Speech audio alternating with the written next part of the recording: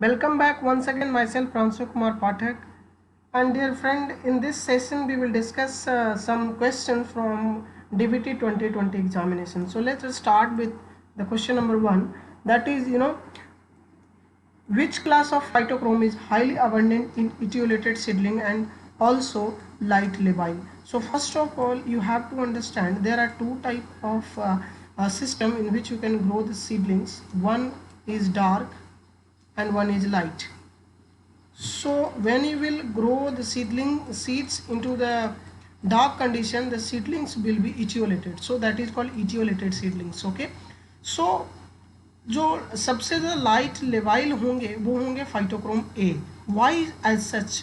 Because there are 5 distinct phytochromes from named as phytochrome A to E, but phytochrome A is light labile and primarily basically responsible for photomorphogenic responses, so in parallelite region, whereas 5B to 5E are basically light लेवाइल. और आपसे क्या पूछ रहा है? Light stable यहाँ पे हैं. 5B to 5E क्या होते हैं? लाइट स्टेबल होते हैं. सो आपसे पूछ रहा है लाइट लेवाइल, तो लाइट लेवाइल कौन सा? Phytochrome A. समझ में आया? चलिए come to the next question. Which one of the following is not arboviral infection? So arboviral infection, for this you have to understand that this type of infection disease is caused by a group of viruses spread to a people by bite of infected arthropods, ठीक है, such as mosquito and ticks. Okay, infection जो है ये जो basically है, इसके examples हैं आपको chikungunya, dengue and Nile yellow fever virus, Zika virus से जो होता है डिजीज. तो यहाँ पे आपको तीनों ऑप्शंस मिल रहे हैं, dengue fever, Zika and chikungunya. So these all are एरोवायरल, ठीक है, arboviral infection, but COVID-19 is not a arboviral infection. So right option is 4. Next, come to the next. Which one of organelle of seeds are stored while converted to fatty acid and glycerol during germination? So let's talk about this.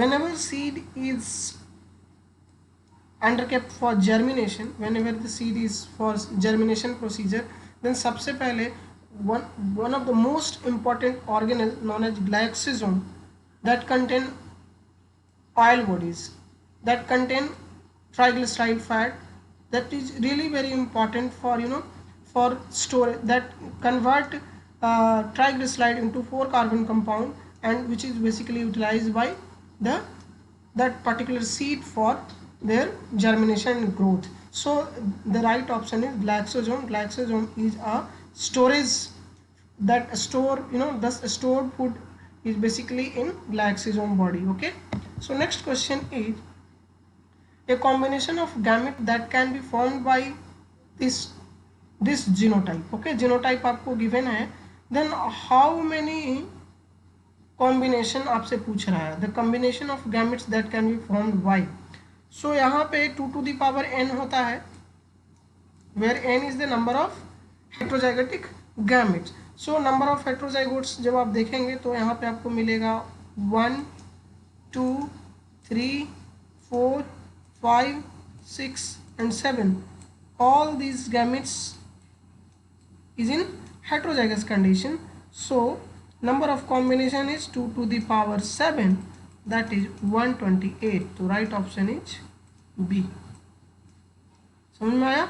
Come to the next.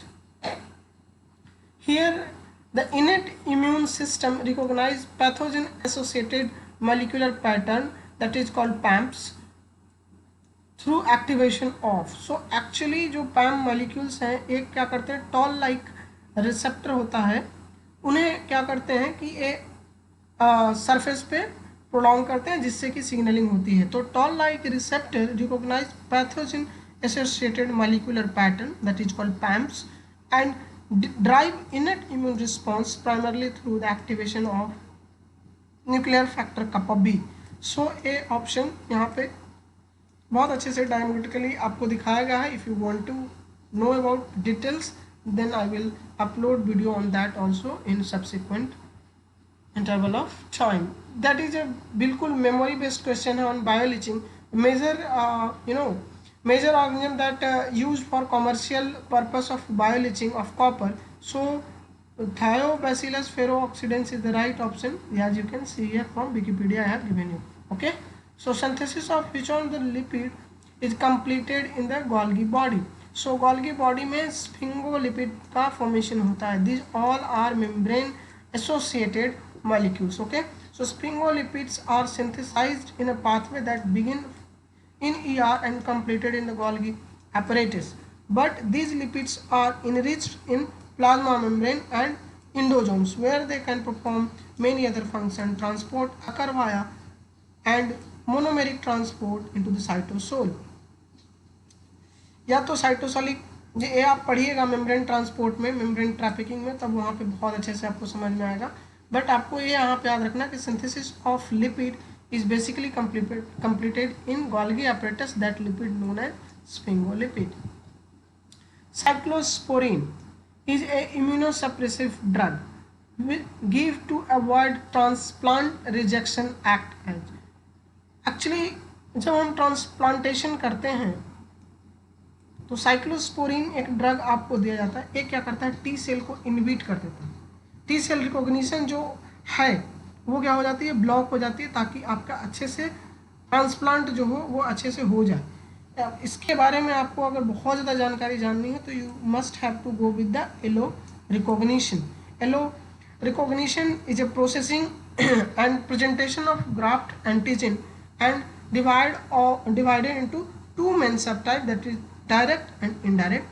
Dendritic cell जब आप देखेंगे these are also antigen presenting cells. जैसे ही ये होते हैं तो ये क्या करते हैं, MHC के साथ एसोसिएट होकर के एसोसिएटेड पेप्टाइड को दिखाते हैं, जिससे कि रिकॉग्निशन होता है. तो क्या होगी कि कोई भी चीज़ को क्या होगा, फॉरेन पार्टिकल की तरह वो देखना शुरू करेगा. जैसे ही टी सेल आप इनहिबिट कर दोगे तो जो रिजेक्शन है ट्रांसप्लांट का वो ख़त्म हो जाएगा. तो टी सेल का जो इनहिबिशन होता है वो साइक्लोस्पोरिन के थ्रू होता है. तो cyclosporin is the right option. Let's come to the next question. A student added 5' exonuclease enzyme instead of restriction enzyme digestion of the purified plasmid DNA. What likely to be observed when it run onto the agarose gel? अब जरा सोचो, इसको क्या करना था, restriction digestion लगाना था. What he did, he just added 5' exonuclease enzyme. So exonuclease enzyme, अब here it is not mentioned that the plasmid is circular or linear, that is a different matter, but try to understand what is the meaning of this. Restriction digestion must be performed by restriction enzyme only. Okay, so if restriction enzyme is not there, there is no digestion of plasmid DNA will occur. Let's try to understand. जैसे ही आप restriction enzyme डालते हो तो वो क्या करता है, या तो वो हेक्सामेरिक कट लगाता है या टेट्रामेरिक कट लगाता है या तो ऑक्टामेरिक कट लगाता है. इस तरीके से जितने भी रिस्ट्रिक्शन एंजाइम हैं उनके अलग अलग काटने के पैटर्न्स होते हैं, ठीक है. तो जब एक्सोन्यूक्लियस क्या करते हैं, टर्मिनल एंड को कट करते हैं. एक्सोन्यूक्लियस टर्मिनल एंड तो कहीं मिलेगा नहीं. यहाँ पे अगर सर्कुलर प्लाज्मिड है तो जरा सोचो, इसको कट करोगे तो कहाँ से मिलेगा, टर्मिनल एंड है नहीं तो कटेगा ही नहीं, ठीक है, सर्कुलर प्लाज्मिड के केस में. बट यहाँ पे मेंशन नहीं है. फिर भी अगर आप रिस्ट्रिक्शन डाइजेशन करोगे तो तभी आपको रिस्ट्रिक्शन डाइजेशन फ्रेगमेंट मिलेंगे. जब आपका डाइजेशन प्रॉपर होगा, रिस्ट्रिक्शन एंजाइम होगा, तभी वो कट कर पाएगा, ठीक है. तो टारगेट जीन को कट करने के लिए आपके पास रिस्ट्रिक्शन एंजाइम होना चाहिए. और एक चीज़ और, जिस एंजाइम से आप वेक्टर को कट करोगे उसी पार्टिकुलर एंजाइम से आप इंसर्ट को भी कट करोगे, तभी ये पार्टिकुलर आपको प्रॉपर रिस्ट्रिक्शन जो आपको होगा वो आपको दिखाई देगा, ठीक है. That is also very important topic for orientation check. Okay, come to the next question. Which one of the following cellular process involve formation of double membrane vesicle that engulf and degrade the cellular organelles of the macromolecules, that is known as autophagy.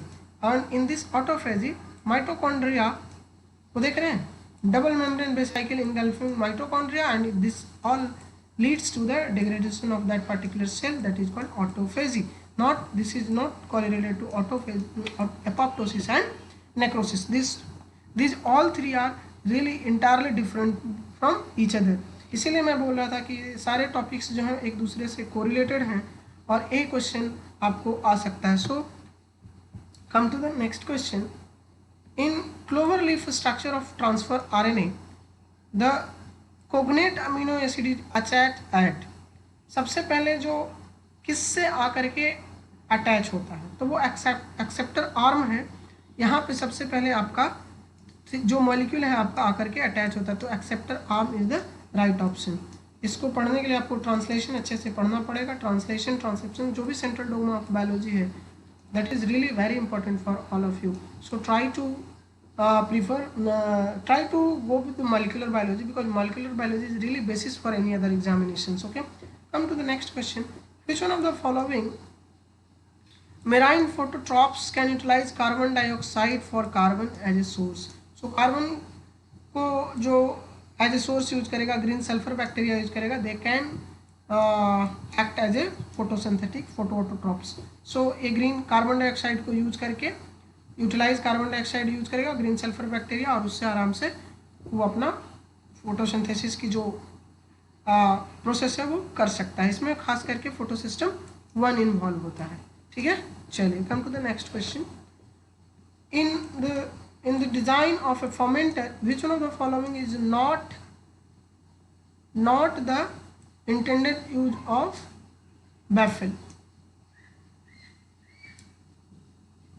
हम लोग जो baffle use करते हैं bioreactor में, उसका काम क्या है? और यहाँ पे आपको नॉट कर रहा है, उसको नॉट को पकड़ना. नॉट हमेशा याद रखिएगा, क्वेश्चन में नॉट हमेशा आपसे गलती करा देता है. ठीक है. Improve aeration efficiency, that is right. Prevent ED and vortex formation, that is also correct option. Increase the effect of agitation, that is also good. To reduce searing sensitivity of microorganism. जो shear होता है वो impeller का काम होता है. Impeller क्या करता है कि उसको घुमा रहा होता है. जो भी आपका फर्मेंटर में लगा हुआ है, इम्पेलर के थ्रू क्या हो रहा है, उसे घुमाया जा रहा है, मूवमेंट हो रही है उसकी. ठीक है, तो उस मूवमेंट को आप ये बैफल लगा करके कम नहीं कर सकते, ये और इंक्रीज करेगा. पूछो कैसे? अब इस डायग्राम पे let me clear this all. This is called baffle. Baffle क्या होता है ना कि एक स्ट्रिप होता है जो कि लगाया जाता है बायोरिएक्टर के साइड में, जो कि 1/10 डायमीटर में होता है. बेसिकली छोटा होता है, बायोरिएक्टर में साइड में लगाया जाता है, ताकि ये क्या हो कि इसकी एरिटी जो हो और भी जो चीज़ें हो आराम से हो सके, फ्लो अच्छे से हो, और जो सीरिंग जो हो वो प्रॉपर हो सके. जो इम्पेलर घूम रहा है इसके मूवमेंट में देखिए, जैसे baffles are arranged in elongated particle plate vessel needed to stop the radial inside the fermenter and convert the rotational flow of axial mixing. So the main role of baffle in the cell and tube to heat exchange or hold the tube in the position and both production and operation. So ये सारी बातें से पता ही चलती है कि जो baffles हैं इनका बेसिकली उपयोग है कि ये आपके एजिटेशन प्रॉब्लम को सोल्व करते हैं. ठीक है, लेकिन ये कभी भी आपको सीरिंग को तो कभी भी कम नहीं करेंगे, क्योंकि ये क्या है और क्या करें, बायोरिएक्टर के जो वॉल्यूम है उसे कम कर रहे हैं. तो जैसे जैसे वॉल्यूम कम होगा तैसे तैसे सीरिंग तो और बढ़ेगी ना. तो इसलिए right option is D. Come to the next question. This question is in plant cell adjacent to the egg cell that called as synergid. आप देख सकते हो, that is the egg cell, और egg cell के सामने जो दो cell होते हैं उनसे हम कहते हैं synergid.